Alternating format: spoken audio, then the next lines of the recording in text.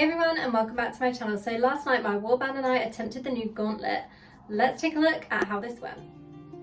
Now for this Gauntlet there are a couple of players on the team that are under the recommended combat rating, but we didn't really see this as a problem as from experience when we've done Gauntlets previously, we can normally boost up to 6 other players as long as you have a couple of people with high DPS and survivability. It's not really a problem to help boost other players. So this was our first attempt at the new Gauntlet and wasn't really sure what to expect. But the first boss is Anrea, so let's get started.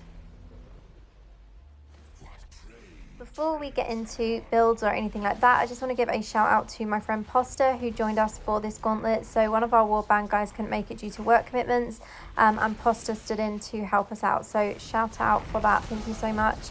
Now this boss I struggled with the most in this Gauntlet. There's only 2 bosses. But I really struggled with this one. You can see I'm constantly taking damage even though there was nothing hitting me. It seems that basically you get that lightning bolt above your head and then you take continual damage from it. So I don't know if that's if you get hit by one of the attacks and then you have continual damage from it. I'm not entirely sure how that mechanic works because I didn't see this happen in the previous normal raid for Anrea, just in the Gauntlet one, so that was super annoying.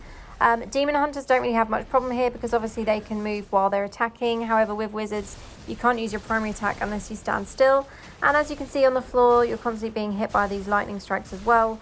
So it was kind of a difficult boss for me because I was having to continually move. And when my skills weren't active, I wasn't really able to use or make the most of my primary attack.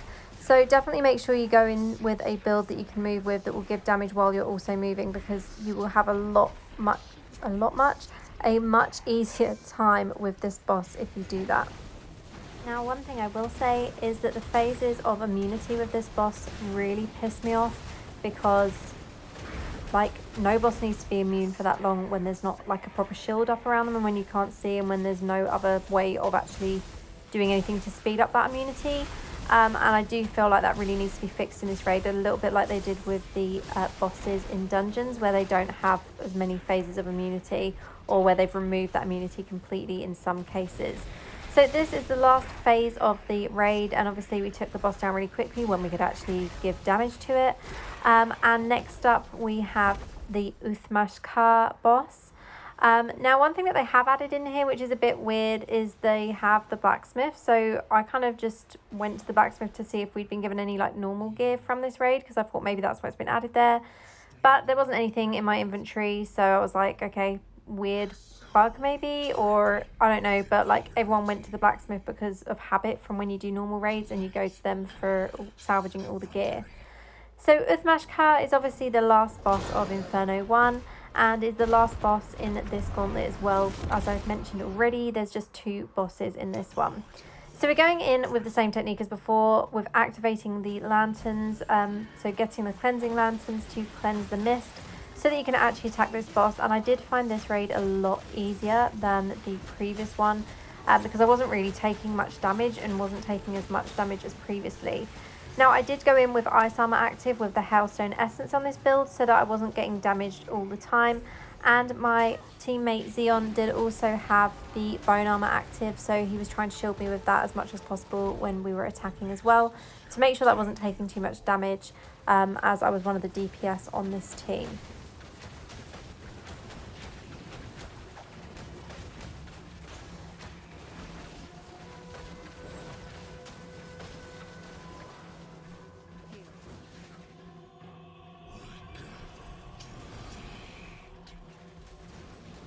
Now one thing I would suggest for this raid is that when you're running it with your teammates is to discuss which order you're going to defeat the split parts of the boss in. So obviously here the boss is in 3 different parts and I was just running to whichever one was closest to me, but I think it would have been much faster if we'd gone in with a strategy of, yeah, we're going to go clockwise from like the top left or anti-clockwise from like the bottom boss or something, just to make it faster to actually complete this Gauntlet. So that's something we'll probably try at a later date, because we'll probably end up doing quite a few more runs of this to help boost other players, like we did with the previous Gauntlet as well, where we boosted over 140 players on our server in just a week. So we'll probably do something similar with this at some point, and once I have like a good strategy in place, I'll obviously make a video for that as well.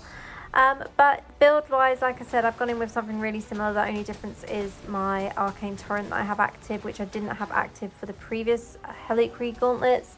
But the damage from it with the Eternal Gear now is just so good not to use. It makes sense to go in with this in my build.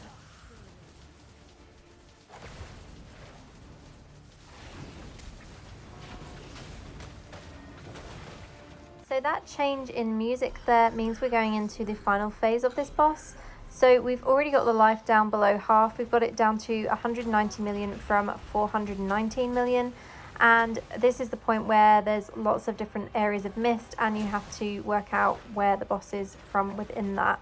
So there is a slight phase of immunity there, but nothing too major. And you can see like where we're all able to give damage, it's taking too long to like actually take this boss down at all. So yeah, we've got some hard hits on our team, which really helped with this raid. As I mentioned at the start, definitely go in with at least 2 DPS. If you are struggling with people that are kind of way over the combat rating for this, I would recommend going in with a couple that are high DPS and a couple that have the survivability, so necromancers or crusaders that can provide the team with some kind of shield, or monk as well, have some really good buffs for the team. So yeah, I'd recommend going in with a team like that if you are slightly below the combat rating, or if you have players that are only just over the recommended combat rating for this raid. So this raid will be over in just a couple of seconds now, and just like that we also achieved Paragon 321.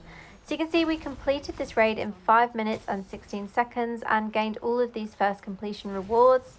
I was second for the damage there with Game Zone on top.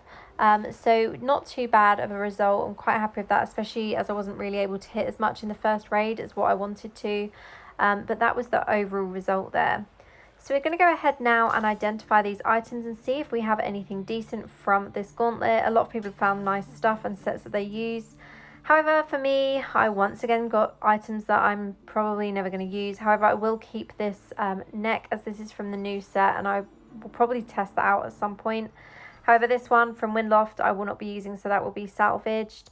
We have an offhand with some green arrows on as well. Unfortunately, it doesn't have crit chance, but I'll keep it just for the higher combat rating because I might use that at some point to push challenge rifts. But yeah, unfortunately, it wasn't the best result there from what dropped from the gauntlet. You do also get the cosmetic for the offhand and weapon, as you can see on my character there, which looks pretty cool as well. Now, I just wanted to look at the leaderboard here, and my team was actually second on our server for this gauntlet, which is amazing because it was our first attempt. So, like, to get second with just a first attempt without any practice for this was a really good result, so I'm super happy with that. And that's it from me today. Thank you as always for watching. I hope you have a great day, and I'll see you next time.